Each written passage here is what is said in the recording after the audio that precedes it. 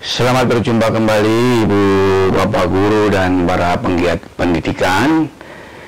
Kali ini kita akan bersama-sama belajar tentang refleksi dalam pembelajaran kontekstual berbasis proyek yang berpusat pada anak.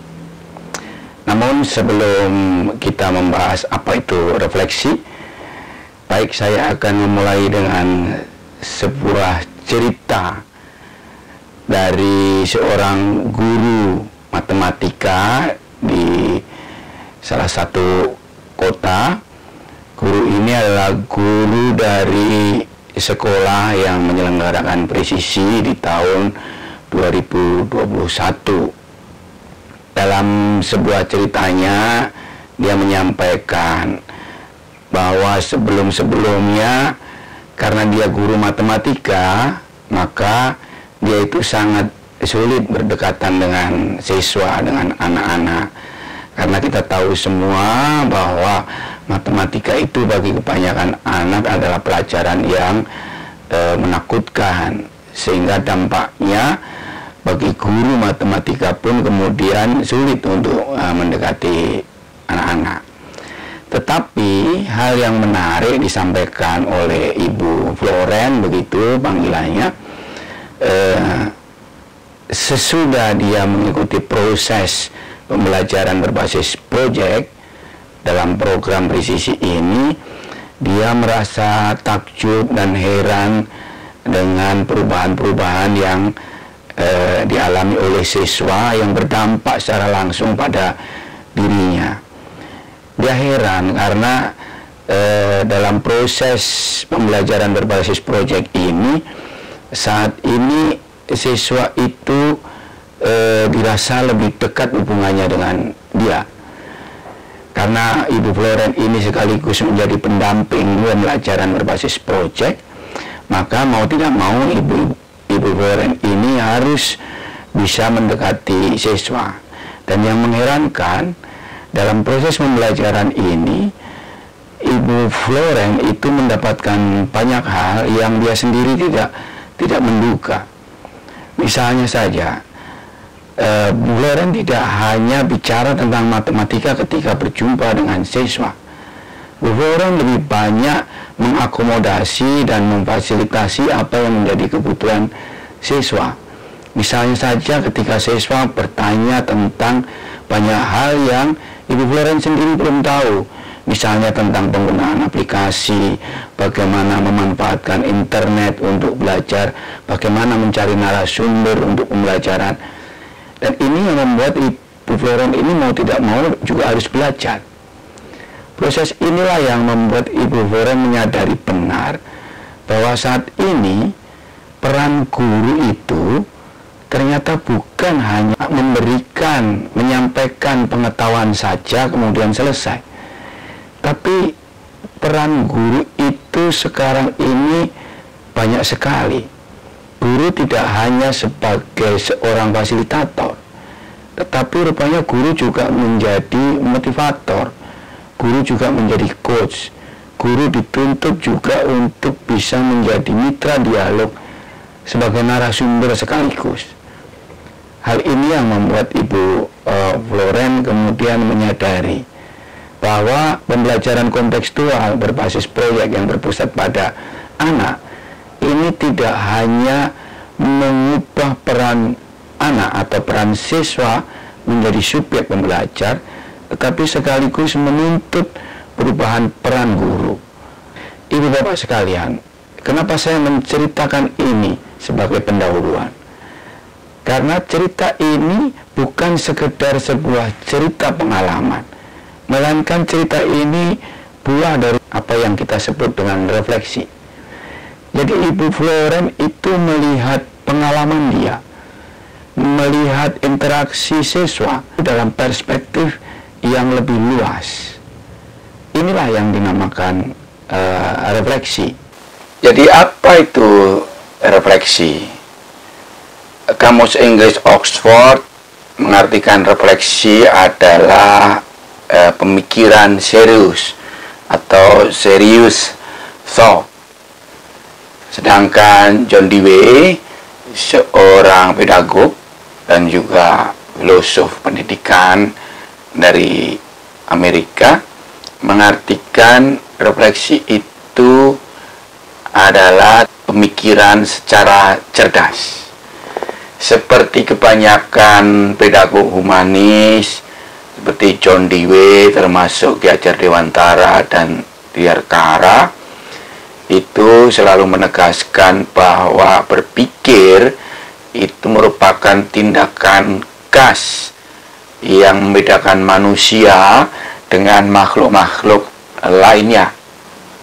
Nah, tetapi John Dewey membedakan antara berpikir dalam rutinitas keseharian dengan berpikir dalam arti refleksi.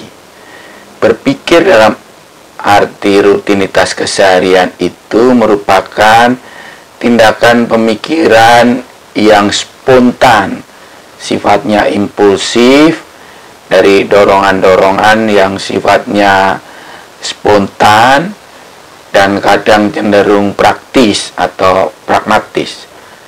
Sedangkan berpikir reflektif menurut John Dewey itu adalah berpikir dalam perspektif positif, ya, yang lebih luas, sehingga dia bisa menemukan nilai atau sesuatu kebenaran yang dapat dijadikan satu titik tolak dari sebuah perencanaan, sebuah keputusan, dan bisa menjadi titik tolak untuk penentuan visi ke depan.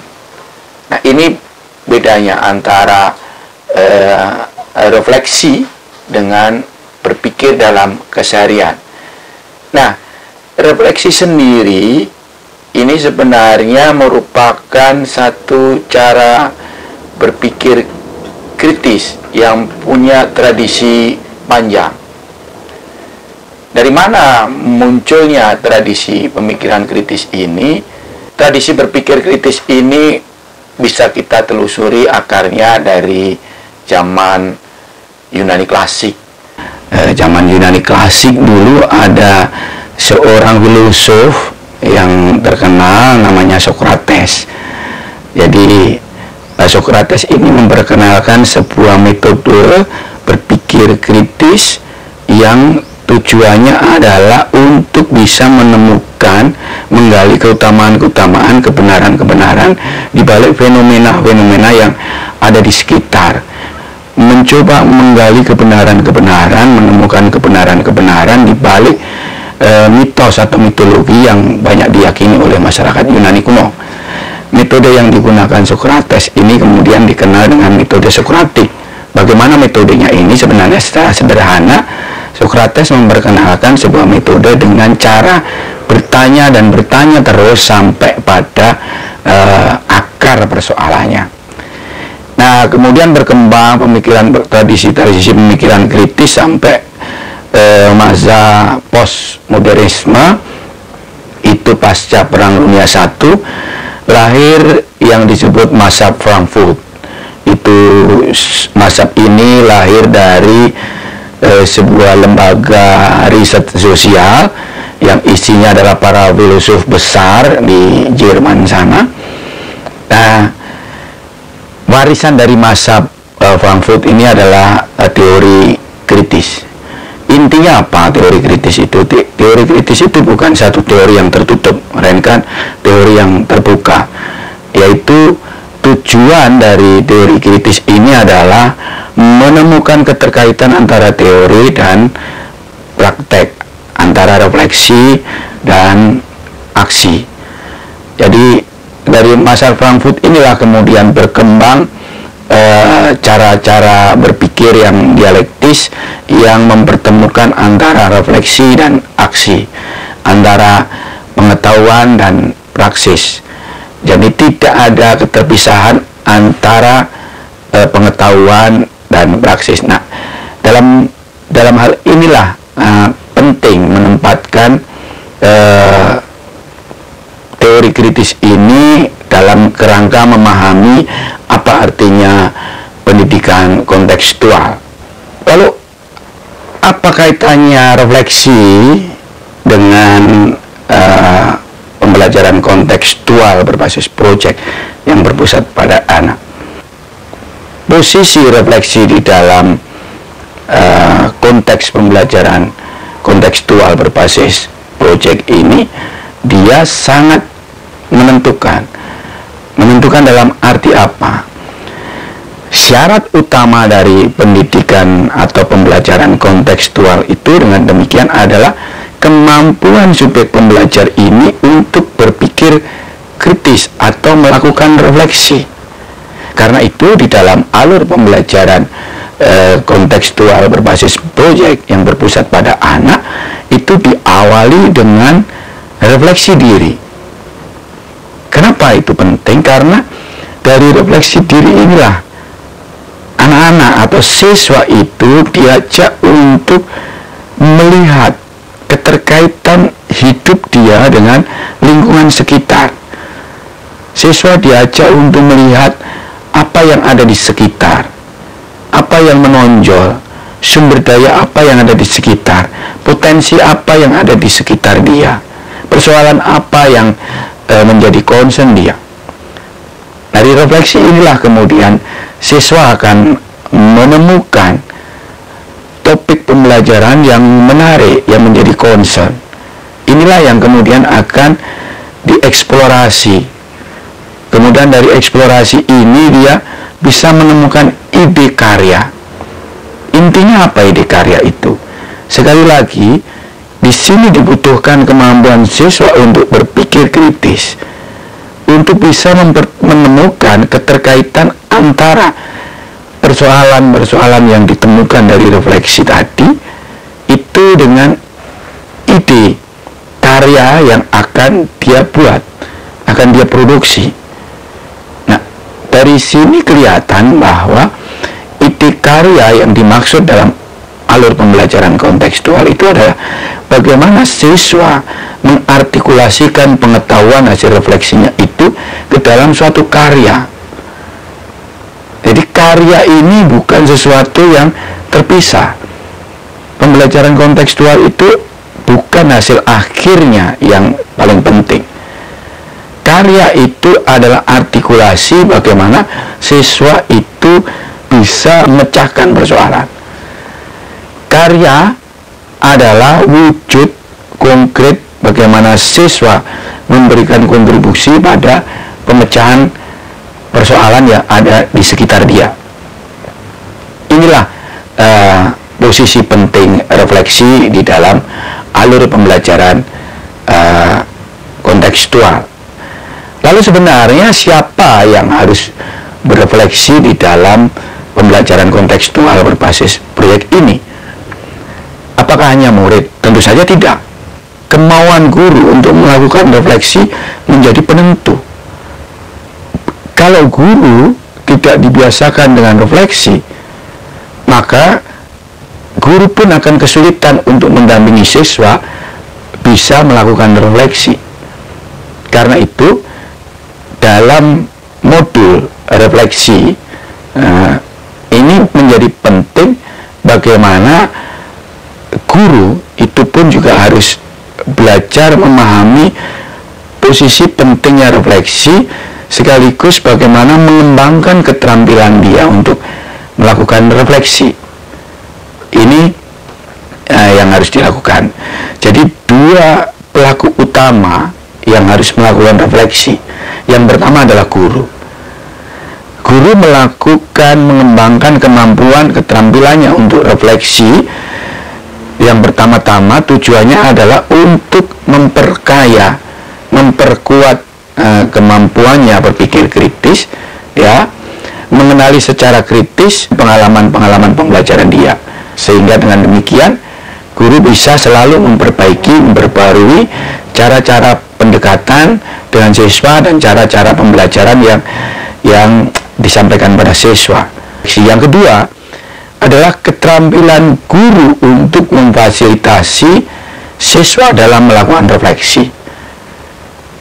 Jadi di samping guru mampu melakukan refleksi untuk dirinya sendiri, tetapi guru juga harus mengembangkan keterampilannya untuk bisa memfasilitasi siswa melakukan refleksi atas pengalamannya. Nah, berikutnya pelaku yang kedua yang harus melakukan atau belajar membiasakan refleksi adalah murid. Nah, dengan model pembelajaran, alur pembelajaran kontekstual ini, di situ siswa dibiasakan untuk berpikir reflektif. Siswa dibiasakan untuk melakukan refleksi. Dalam alur pembelajaran kontekstual berbasis proyek yang berpusat pada anak, refleksi merupakan kesadaran kritis baik bagi guru maupun murid untuk bisa mendalami dan menemukan makna dari setiap pengalaman pembelajarannya, berinteraksi dengan isu atau persoalan sehari-hari yang ada di sekitar. Jadi bagaimana guru dan murid bisa menemukan kebenaran di balik satu fenomena yang dia jumpai dalam keseharian. Itu pentingnya refleksi dalam alur pembelajaran kontekstual. Apa yang dimaksud dengan guru reflektif? Guru yang reflektif itu adalah guru yang berpikiran terbuka. Dia bersedia memikirkan ulang pengalaman pembelajarannya dengan menyadari kekurangan sekaligus mengenali kemampuannya untuk menentukan langkah perbaikan dalam menjalankan kegiatan belajar mengajar. Jadi, guru yang reflektif adalah guru yang dia rendah hati. Jadi, syarat untuk mau dan mampu berefleksi adalah kemauan untuk rendah hati. Kenapa demikian? Guru yang reflektif itu adalah guru yang mau bersedia menerima kekurangannya, ya, dan dia bisa menemukan resolusi untuk kemudian mengembangkan kemampuan-kemampuannya sehingga dia bisa mengurangi kelemahan-kelemahan yang terjadi sebelumnya. Nah, bagaimana refleksi itu dimulai? Sebenarnya guru bisa mulai belajar membiasakan diri melakukan refleksi secara sederhana saja dengan melontarkan setidaknya 3 pertanyaan-pertanyaan dasar yang kemungkinan dan yang kemudian bisa dikembangkan. Misalnya dia bisa menanyakan apa yang terjadi, ya. Jadi di situ guru melatih diri untuk mendeskripsikan apa yang sedang dipikirkan dan dirasakan dari sesuatu yang baru saja dia alami atau yang dia jumpai. Apa yang terjadi? Melatih mendeskripsikan ini saja sudah merupakan basic untuk berlatih berpikir kritis, berlatih melakukan refleksi. Selanjutnya ya, guru bertanya pada dirinya sendiri, so what? Apa selanjutnya? Nah, apa selanjutnya sangat bergantung dari bagaimana guru tadi membaca apa yang sudah dideskripsikan dari pengalaman-pengalaman yang terjadi. Nah, dari situ what next? Apa yang selanjutnya, guru kemudian bisa menentukan apa yang harus dia lakukan. Nah, disitulah guru kemudian bisa merancang, membuat sebuah rencana strategis untuk melakukan perubahan-perubahan. Lalu pertanyaan terakhirnya itu, sekarang mau apa dengan rencana itu? Nah, ini yang paling penting. Refleksi tidak hanya berhenti pada menemukan sesuatu di balik fenomena itu, tetapi yang paling penting kemudian refleksi itu adalah untuk tujuan perubahan. Sehingga refleksi itu dia baru punya makna ketika dia diwujudkan dalam tindakan konkret. Pertanyaan so what next, apa yang kemudian dilakukan, itu yang menentukan. Bukan hanya berhenti pada resolusi, tetapi bagaimana mengimplementasikan resolusi dari hasil temuan-temuan refleksi dia ke dalam aksi nyata. Inilah sebuah dialektika refleksi aksi, kesatuan antara refleksi dengan aksi di dalam dalam alur model pembelajaran kontekstual berbasis proyek, nah, di mana tidak ada keterpisahan antara teori dan praktek, antara pengetahuan dengan praksis, ya. Jadi dalam praksis itu juga maka bisa ditemukan satu pengetahuan baru, dan dari pengetahuan baru itulah sekaligus baik guru maupun murid bisa memperbaiki langkah-langkah pembelajarannya. Dalam pembelajaran kontekstual ini, ya, yang berbasis proyek, dia akan baru bermakna ketika siswa itu bisa menemukan persoalan dan kemudian memecahkan persoalan itu melalui ide-ide karya, sesederhana apapun itu, tapi dia bisa menjadi kontribusi yang bermakna bagi masyarakat sekitar. Ibu, bapak guru, dan para penggiat pendidikan, cukup sampai di sini. Terima kasih. Salam sehat dan bahagia senantiasa.